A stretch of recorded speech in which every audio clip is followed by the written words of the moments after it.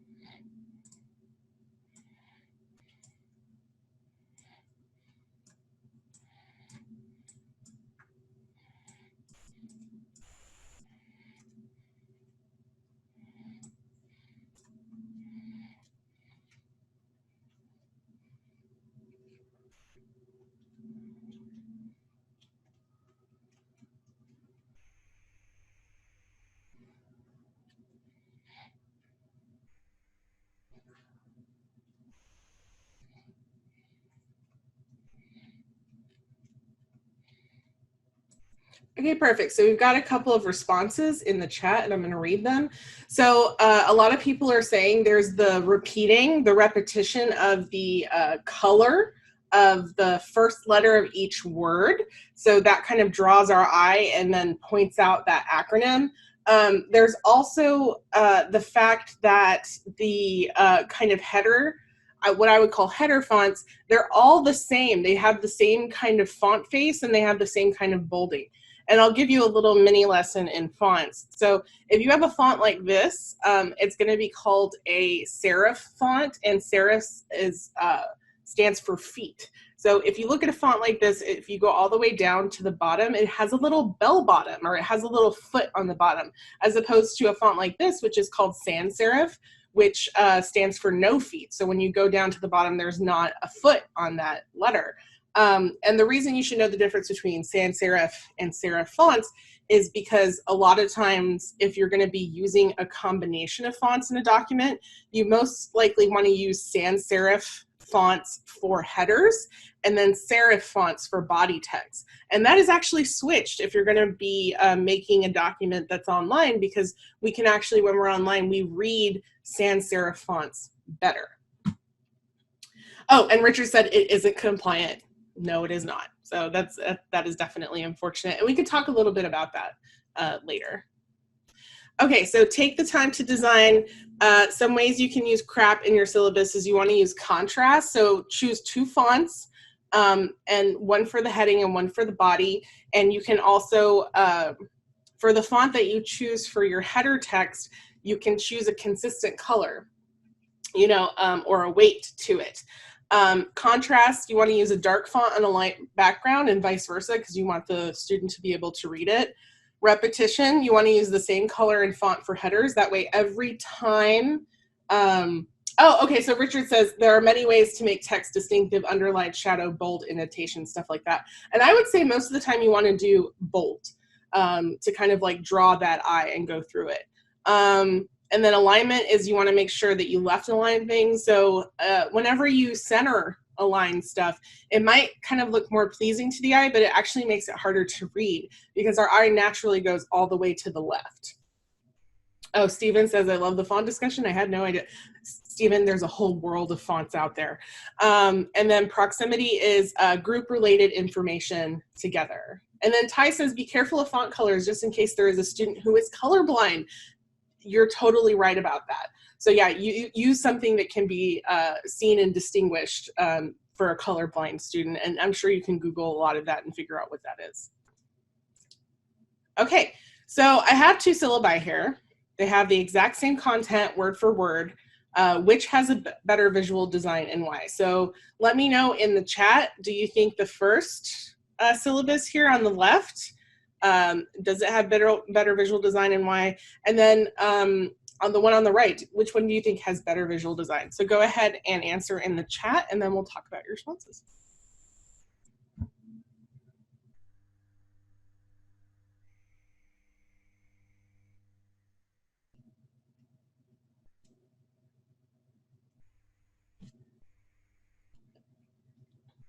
So everybody's pretty unanimous on the right being easier to read, but can you tell me why based on the principles of design that we just went over?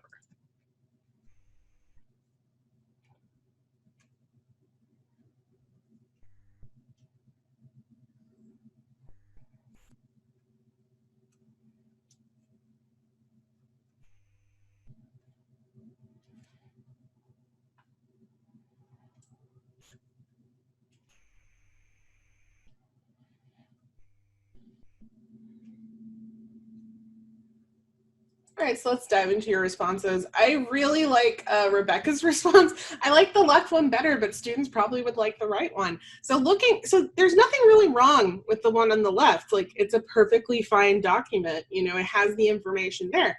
But if we're looking at the second one, it is easier to find information. So Rebecca, if I told you to find on the left document, find the author of the textbook, right? That would be harder to do than the one on the right.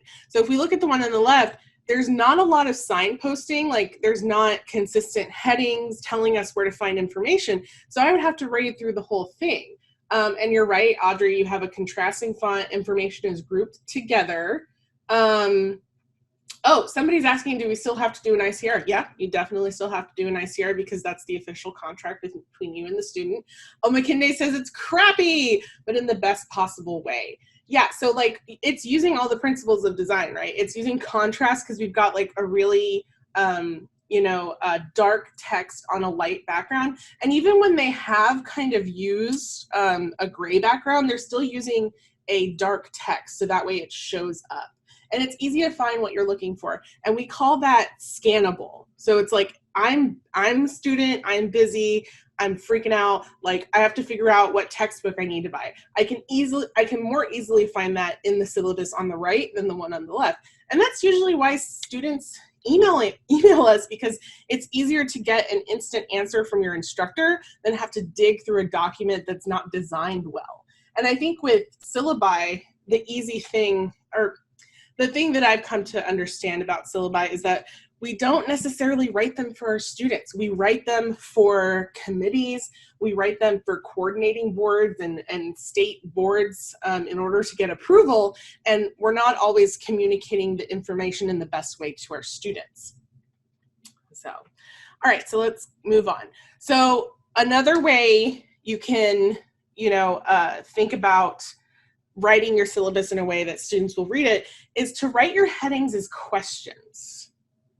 Oh, Karen says, what if you're not good using Word and its features? Well, Karen, we're going to dive into that today because we're actually going to edit a document as a group. So we can talk about that. So one thing you want to do is write headings as questions. So as we saw in the previous document, it just kind of had textbooks, materials. But if you write your questions, your headings as questions, what it does, it invites the reader to kind of find where that information is, and it makes it more focused on them. So there's a difference between reader-focused prose and writer-focused prose. Writer-focused prose is really focused on like the writer's needs. So it's like, I'm going to put all this information in this technical language because that's what makes sense to me, versus a reader-focused document, which is what makes sense to our students, right? Isabel says, will we have two versions in case we have a student with accessibility needs? I think that there are ways to use the design principles in such a way that it's not so flashy and it's not kind of violating, accessibility. I think that design principles are about making things accessible to people. And if you actually design your syllabus to be accessible to students with disabilities, you're going to design that syllabus to be more accessible to more people, regardless if they have a disability or not. Deborah says, gonna is not a word. Dare we type like that? I think it's up to you. I think that you guys are interesting people with great personalities. If that is part of your voice, then go for it.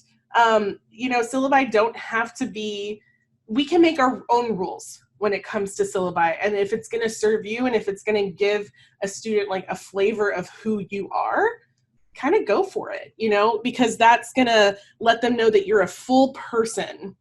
Deborah says, come on, we represent academia. I think that there are ways to kind of let your personality peek out. Like, we don't have to be kind of like stuffy, pillars of the community or something like that.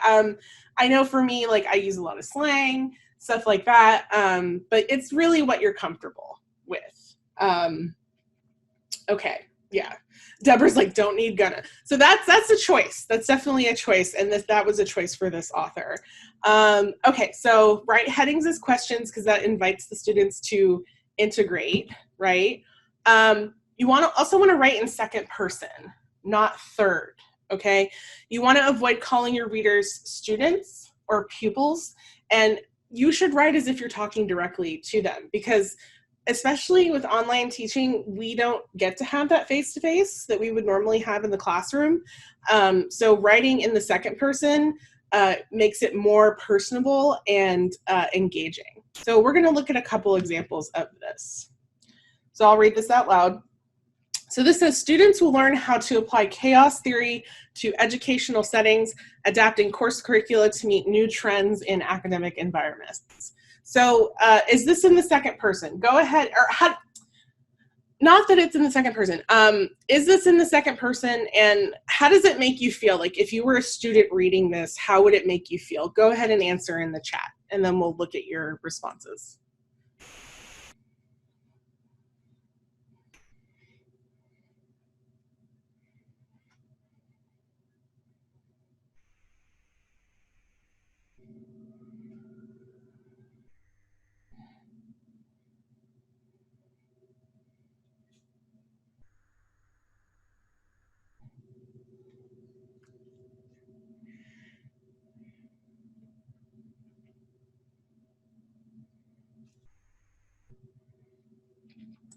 Erin, I have to say that I love your energy. I don't know you, but I feel like we could definitely mesh. So Erin says, I roll, we're all students, and so it feels kind of, a lot of you guys use the words formal, distant, disconnected. I think we're really used to seeing this language. Like, this is the language that I have in my syllabus currently. But it's really, it comes from what I was talking about before, that this is written for more, the coordinating board or committee that's making decisions on how you want to present information. So it's very kind of distant. Students will learn how to apply chaos theory to educational settings.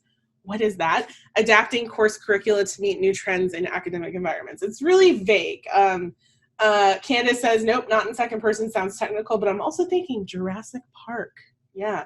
So it's kind of disconnected. So let's look at another kind of piece of course language. So what do you get from this? How do you feel about this? And go ahead and answer in the chat.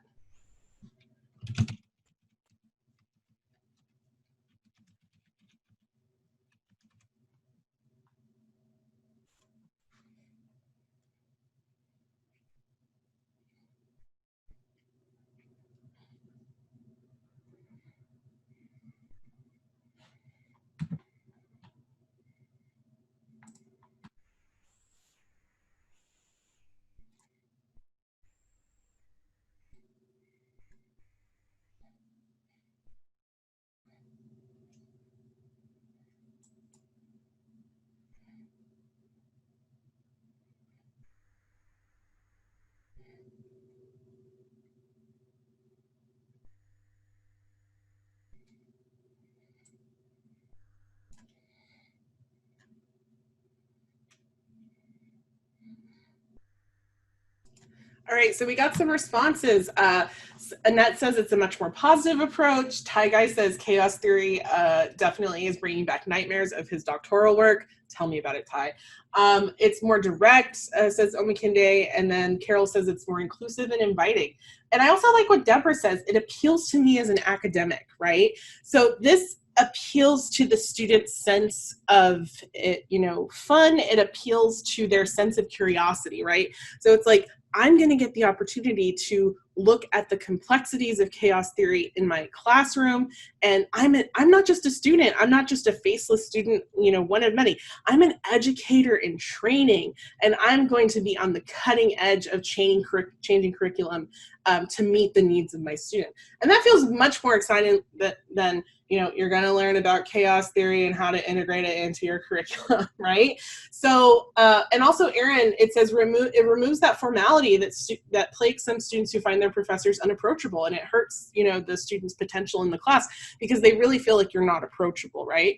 So that is what writing in the second person can do. And then Nilan Jahana Rahman asked to see the previous one, so I'll go back really quick. So, there's nothing wrong with this, just like we talked about with the previous syllabus. There's nothing wrong with this. Like, this is a factual statement. But as far as what it makes the reader feel and what it makes the student feel, it's not going to make them feel like the material is accessible and that they can be a part of it. It's not an invitation. It's not an invitation to learn and to play, essentially. Yeah.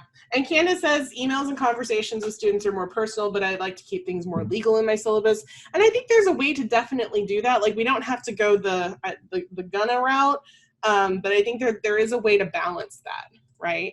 And I think that's something that we kind of have to see for ourselves and figure out for ourselves what we're comfortable with. Because what I'm comfortable with, is not going to be what Candace is comfortable with or what Taylor is comfortable with. Okay, so you also want to make the tone engaging but not dry. So you want to avoid complex jargon and really kind of inject the passion that you have about your subject into the language you use. So let's look at a description, and then I want to get your kind of feelings and impressions in the chat.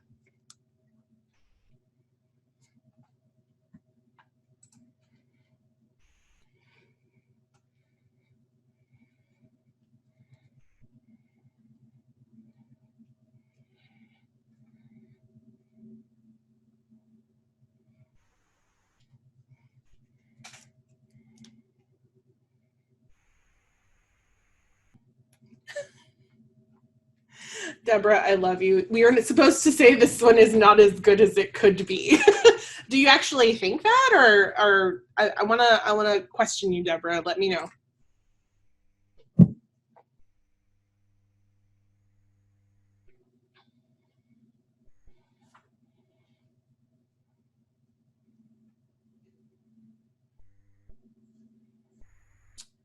Okay.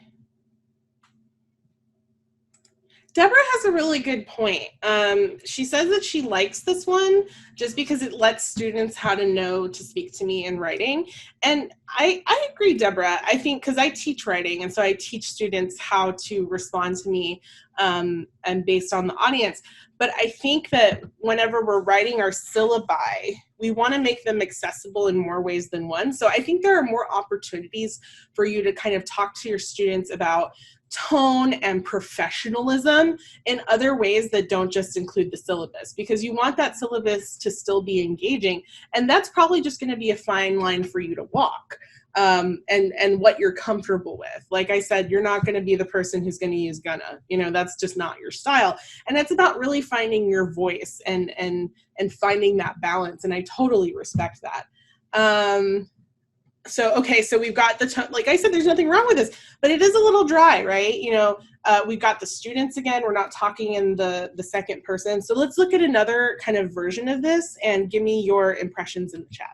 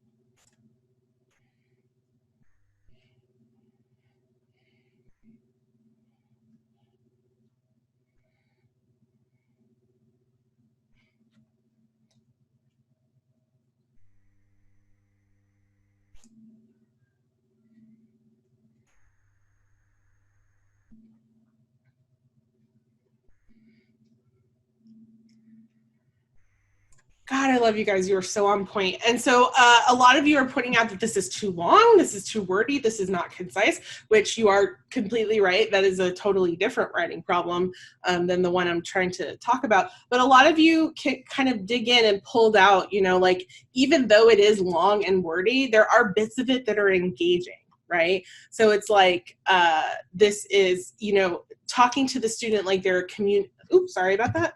Let me go back. Talking to the student as a communication professional and letting them know where, their creativity and flexibility are going to benefit them and mold them to where the future is essentially headed is really cool. And that sounds like something I want to, as a student, I want to engage in. So there are ways to kind of use this language, but, maybe not be this wordy, like this person is kind of, maybe has let their passion run away with them. So let's look at another thing that you should think about whenever you are working on your syllabi and making them more engaging for students, is you want to think about formatting. And so I want to kind of bring out what you said, Candace. Candace says, I heart bullet points, and so do I. So you want to use bulleted lists to break up information. You want to put dates and calendars in a table, or I love a timeline. You want to highlight important information with either boldface or italics.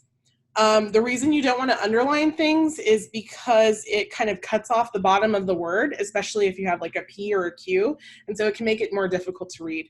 And then you want to chunk information into smaller paragraphs that are easier to digest instead of long paragraphs that are really, really hard to read. So this is an example of that. It's somebody said it's modern, it's practical, and we have kind of like, these bulleted lists that are grouping information, and it feels very accessible, and it looks very easy. And Candace says also avoid underlining because students might think it is a link. So unless it is a link, don't do it. So another thing you want to do is add visual interest. So don't be afraid of adding relevant images or a quote to add visual interest to your document, because that kind of just breaks up the monotony of the text. Students, just like you, don't want to sit there and read just a wall of text. So you want to also avoid kind of clip art that's going to make your document look kind of hokey or dated. And you can use resources like pexels.com. It's a really cool kind of free stock photo. So you can look up, something like teaching, you know, and you can find images for that. And I also like to use undraw.co, and this uses, it's an open source illustration resource where you can actually change the color of these images and kind of, you know, say you wanted to look up, let's see, science. You can kind of get things on science and medical research, and then you can download it for your syllabus if you wanted. So, so Undraw, and then the other one is called pexels.com. So.